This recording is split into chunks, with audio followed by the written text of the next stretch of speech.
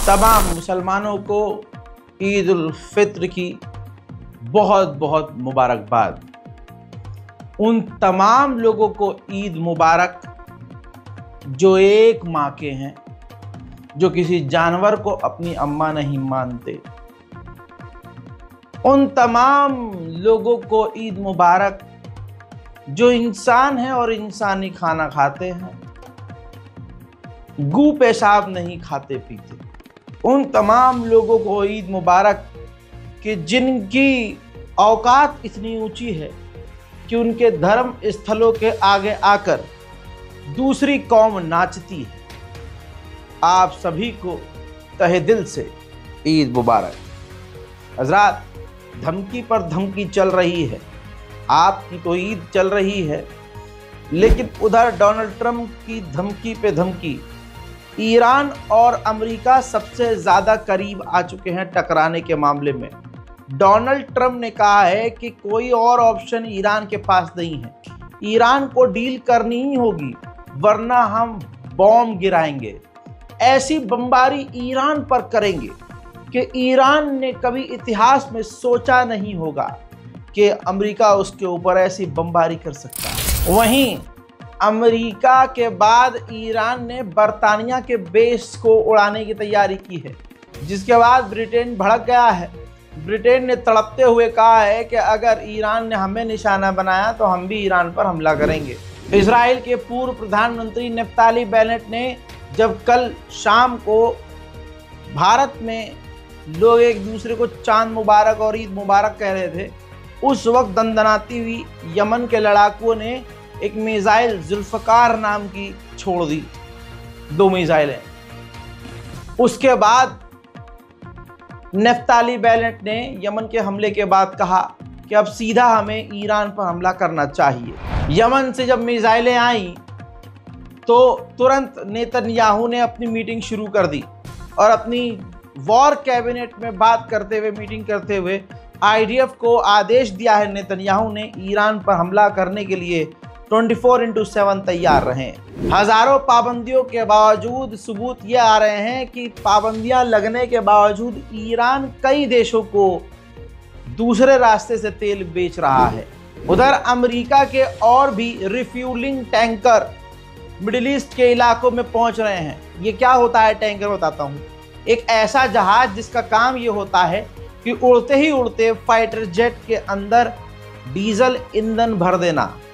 तो भारी मात्रा में इस तरह के टैंकर जहाज अमेरिका मिडिल ईस्ट में भेज रहा है। इन तमाम चीज़ों के बाद ईरान के राष्ट्रपति मसूद पेज़ेश्कियान ने फिर रिपीट किया है कि हम अमेरिका से डायरेक्ट बात नहीं करेंगे, हमने ओमान के जरिए पैगाम भेज दिया है अमेरिका को। आप सोच के देखिए, जब भी किसी देश से अमेरिका इजराइल जीत नहीं पाते हैं तो उस देश में आतंकी घटनाएं होना शुरू हो जाती हैं। ईरान के मशहद इलाके में जो काफ़ी फेमस है, वहाँ पर ईरान के पुलिस स्टेशन, मशहद के पुलिस स्टेशन पे बम धमाका हुआ जिसमें 2 पुलिस ऑफिसर मारे गए, कई घायल हुए।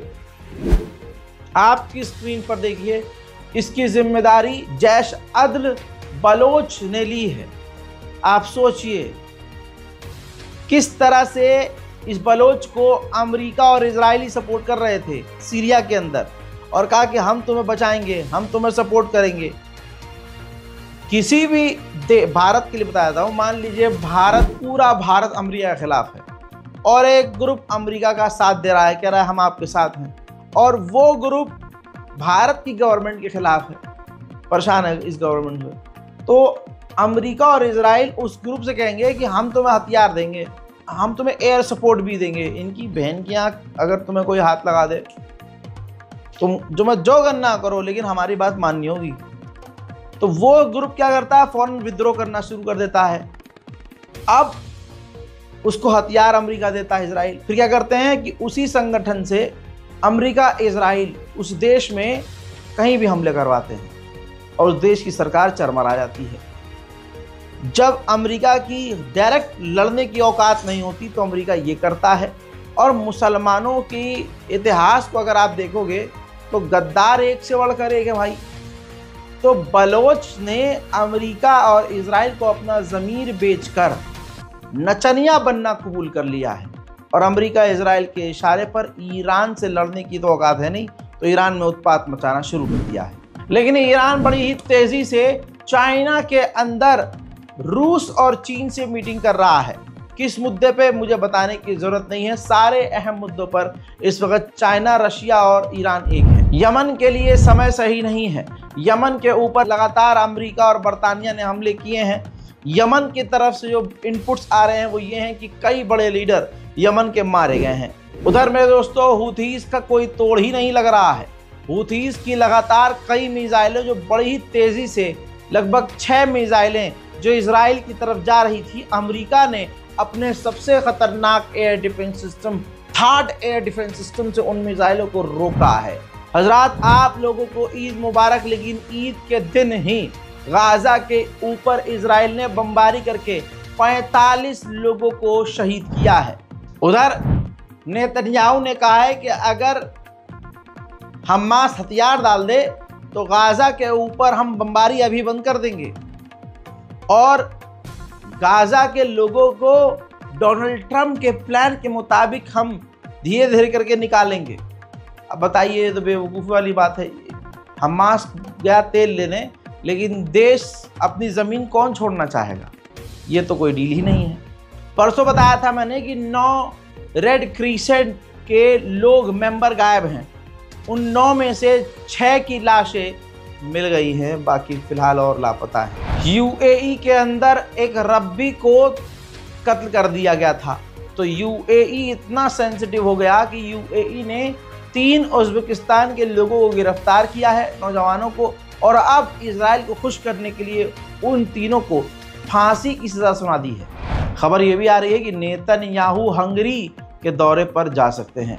उधर मेरे दोस्तों, तुर्की के राष्ट्रपति रजब तैयब एर्दोगान ने ईद के अवसर पर कहा कि ईद के दिन भी गाजा पर इजराइल बमबारी कर रहा है, अल्लाह इजराइल को तबाह और बर्बाद करे। Siyonist İsrail'i Rabbim kahhar ismi şerifi hürmetine kahru perişan eylesin। वहीं फिलिस्तीनियों के इलाके, फिलिस्तीनियों की ज़मीन पर एज यूजुअल इजरायली सेटलर्स ने हमले किए हैं।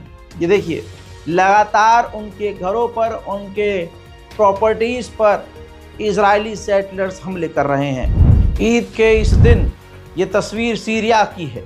सीरिया के अंदर भारी मात्रा में इजरायली सैनिक मौजूद हैं और इजराइल के सैनिक सीरिया के अंदर तक घुसते जा रहे हैं, लेकिन आपके जोलानी को कोई फ़र्क नहीं पड़ रहा है।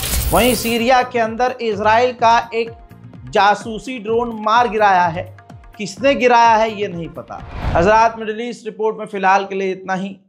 ईद तो मनाइए, लेकिन गाज़ा के लोगों को मत भूलिएगा। जय हिंद।